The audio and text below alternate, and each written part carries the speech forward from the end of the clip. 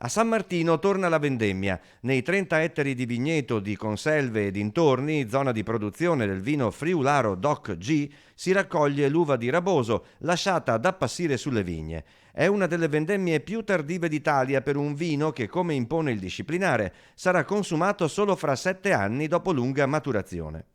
La domanda di Friularo è in aumento soprattutto all'estero, dalla Svizzera al nord Europa. San Martino chiude l'annata agraria e le prime stime di Coldiretti Padova riportano un meno 17% di fatturato, che in media è di 1 miliardo scarso all'anno. È stimato in 15 milioni il calo a novembre, sempre che il Veneto resti in area gialla, altrimenti le perdite saranno più marcate. Boom di richieste di uova durante il lockdown, ma nel 2020 è crollato il florovivaismo e anche la vendita di prodotti padovani ai circuiti alberghiero e della ristorazione. Buone notizie dalla coltivazione e dai prezzi dei cereali, mais, grano tenero, grano duro, orzo.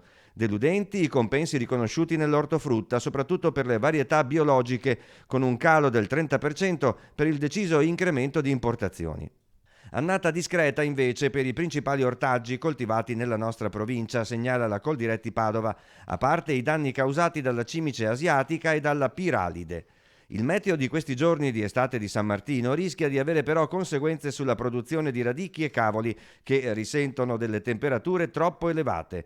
Se i valori non scenderanno, spiegano i tecnici di Coldiretti, molti prodotti andranno, come si suol dire, in semenza e non potranno essere venduti.